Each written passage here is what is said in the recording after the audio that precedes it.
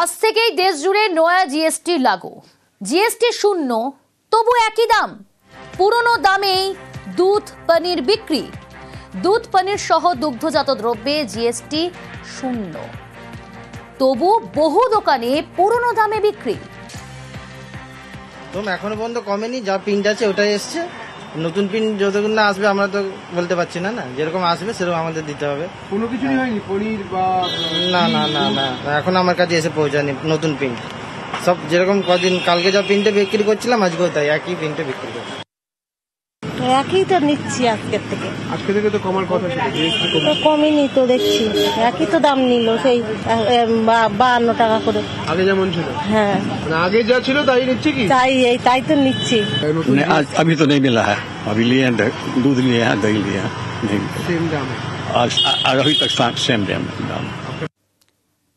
সুদীপ্ত রয়েছে সরাসরি। সুদীপ্ত, আজ থেকে গোটা দেশ জুড়ে নয়া জিএসটি লাগু, তাহলে নয়া জিএসটির পরও দাম কমলো কই?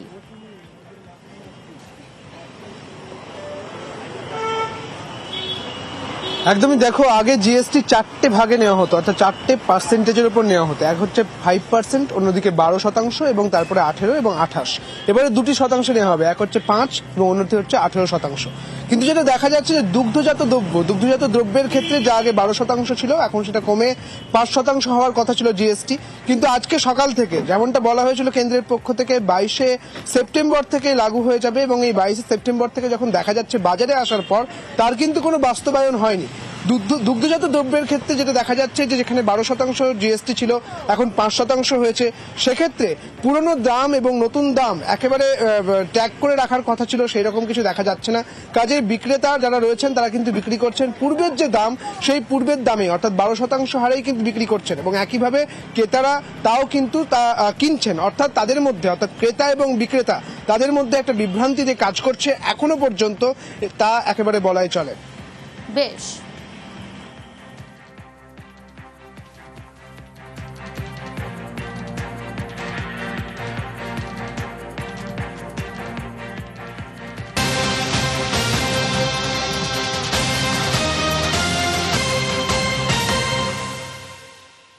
দাম কমলো 33 জীবনদায়ী ওষুধের। নতুন জিএসটি হারেই বিষ্ণুপুরে ওষুধ বিক্রি।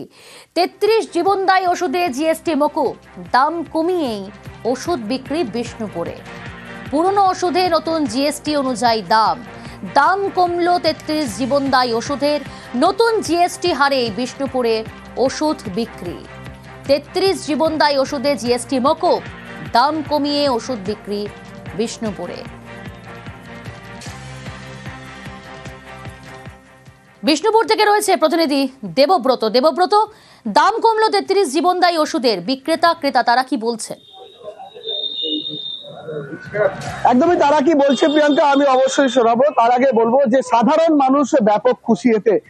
প্রথমে আমি এই মুহূর্তে রয়েছে একটি ওষুধের দোকানে, সেখানে যদি আপনাকে একজন ক্রেতা রয়েছে যিনি ওষুধ কিনেছেন, বলছি কাকু একটু কথা বলবো আপনার সঙ্গে। এই যে আজকে থেকে জিএসটি কমলো, ঔষধের জীবনদায়ী ওষুধের দাম কমলো, কি বলবেন এই বিষয়ে? ওষুধ দাম কমেছে, ভালো হয়েছে, আমাদের উপকার হয়েছে। আচ্ছা, মানে আগে কি ছিল এখন কি রেট?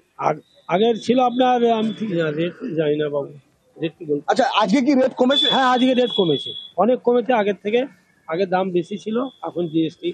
এখন কি খুশি আপনারা? হ্যাঁ, অবশ্যই খুশি। কতটা সুবিধা হবে এই ওষুধ দাম কমার জন্য? অনেকটাই সুবিধা, মানুষের উপকার হবে, বা সস্তা দামে পাচ্ছে, অল্প দামেতে। যে ওষুধের দাম ছিল 200 টাকা, সেটা হয়তো 20 টাকা 30 টাকা কম হচ্ছে, এভাবে হচ্ছে। এটা কি আগেই কমা উচিত ছিল? অবশ্যই আগে কমা, মানে আগে কমা বিরাট দরকার ছিল। আমি আরেকজন সাধারণ মানুষ রয়েছে যিনি ওষুধ কিনতে এসেছে, তাকে বলবো। বলছি দাদা, এই ওষুধের জিএসটি ফলে ওষুধের দাম কমলো আজকে থেকে, কি বলবেন এই বিষয়ে একটু যদি বলে দেন। দেখুন, এটা তো আগেই কমা উচিত ছিল, কারণ এইটার জন্য আন্দোলন অলরেডি মমতা, আমাদের যে মাননীয় মুখ্যমন্ত্রী আছেন, তিনি অলরেডি নির্মলা সীতারামনকে চিঠি দিয়েছিলেন ভারতবর্ষে। উনি একমাত্র আমার মনে হয় যে এটার আন্দোলন করে, যাতে জীবনদায়ী মানুষের যে এত মানে সমস্যা, সেখানে তার উপরে যদি আর্থিক বোঝা একটা চাপতে, সেই জন্য উনি বারবার আপিল করেছিলেন যে এটার থেকে জিএসটিকে কমাতে হবে। আজকে সেই জায়গায় ছাড়া দিয়ে কমেছে, এই জন্য আমার সব থেকে বেশি যাকে ধন্যবাদ জানাবো তার নাম হচ্ছে মাননীয় মুখ্যমন্ত্রী। একেবারে দেবব্রত, ক্রেতাদের বক্তব্য তো শুনলাম, যদি বিক্রেতাদের বক্তব্য শোনানো সম্ভব হয়।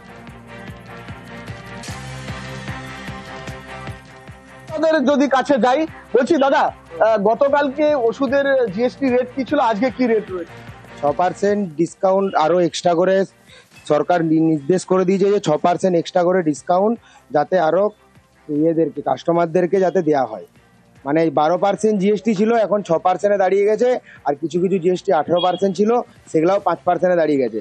যে 6% জিএসটিটা আপনার সরকার কমিয়েছে সেটা যেমন কাস্টমাররা পায়, তার জন্য কাস্টমারদেরকে ওষুধ দোকানদের কাছ থেকে পাকা বিল নিতে হবে, তাহলেই তারা বুঝতে পারবে যে আমাদের জিএসটিটা ওষুধটা কত কম দামে পাচ্ছে তারা। আজকে সকাল থেকে কি এভাবেই দিচ্ছে? হ্যাঁ, সকাল থেকে এভাবেই দিচ্ছি, আমরা কম্পিউটারে জিএসটি বিল করেই দিচ্ছি। বেশ, হাতে তো রয়েছে মনে হয়। হ্যাঁ হ্যাঁ হ্যাঁ, আমাদের হাতেই জিএসটি বিল আছে, যেমন একেবারে। 192 টাকার অর্থাৎ নবরাত্রি বা দেবীপক্ষের সূচনা লগ্নেই দেশ জুড়ে জিএসটি 2.0 লাগু হলো এবং খুব স্বাভাবিকভাবে স্বস্তি পেলেন সাধারণ মানুষ। পৃথক ট্যাক্স থেকে মুক্তি, নয়া জিএসটিতে কর কাঠামোয় বেনজির সরলীকরণ, দাবি প্রধানমন্ত্রীর। সাশ্রয়ের উৎসব বলে বার্তা তার। नवरात्रि के पहले दिन से देश आत्मनिर्भर भारत अभियान के लिए एक और महत्वपूर्ण और बड़ा कदम उठा रहा है। नवरात्रि के प्रथम दिवस 22 सितंबर को सूर्योदय के साथ ही नेक्स्ट जनरेशन जीएसटी रिफॉर्म्स लागू हो जाएंगे। जीएसटी बचत उत्सव शुरू होने जा रहा है। इस जीएसटी बचत उत्सव में आपकी बचत बढ़ेगी और आप अपनी पसंद की चीजों को और ज्यादा आसानी से खरीद पाएंगे। অবশেষে মমতার দাবিতেই মান্যতা কেন্দ্রের। বিমার উপর থেকে জিএসটি প্রত্যাহারের দাবিতে গত বছরই কেন্দ্রীয় অর্থমন্ত্রীকে চিঠি দেন মুখ্যমন্ত্রী। স্বাস্থ্য জীবন বীমায় জিএসটি প্রত্যাহারের দাবিতে 2024-এর 2রা অগস্ট নির্মলাকে চিঠি পাঠান মমতা। এবার সেই পথেই হাঁটল মোদী সরকার। আজ থেকে কার্যকর হলো নতুন জিএসটি। রাজ্যের উদ্যোগে জিএসটি সংস্কার বললেন মুখ্যমন্ত্রী। যে যাই বলুক ভাষণ দিয়ে আত্মকেন্দ্রিক, ইটস ভেরি মানে it's a crystal clear. Manufacturing ইন্ডাস্ট্রিতে কাউকে জ্ঞান দিতে হবে না, আমরা নাম্বার 1। স্মল স্কেল ইন্ডাস্ট্রিতে উই আর নাম্বার 1। 100 দিনের কাজে আমরা নাম্বার 1 ছিলাম বলেই আমাদের টাকা দেয় না 4 বছর ধরে। বাংলার বাড়ি দেয় না 4 বছর ধরে, আমরা 1 নম্বরে ছিলাম। গ্রামীণ রাস্তাও আমরা 1 নম্বরে ছিলাম, দেয় না। আর এই যে দেখছেন ইন্স্যুরেন্স নিয়ে যারা কৃতিত্ব নিচ্ছে, কৃতিত্বটা কিন্তু ওদের নয়, কৃতিত্বটা রাজ্যের। ইন্স্যুরেন্স তাতে জিএসটি নিয়ে যাবে না। ভারতবর্ষে প্রথম চিঠিটা লিখেছিলাম আমি। এইটা করতে গিয়ে আমাদের 20,000 কোটি টাকা জিএসটিতে রেভিনিউ লস হলো। সব স্টেটেরই হয়েছে, তারা তো ঘূর্ণপথে পেয়ে যাবে, আমরা তো পাবো না। আমরা তো 1,92,000 কোটি টাকা পাই এখনো। একতরফা টাকা যাবে আমাদের আর ক্রেডিট নেবে তোমরা, তা তো হবে না। ক্রেডিটটা রাজ্যের, ডিসক্রেডিটটা তোমাদের।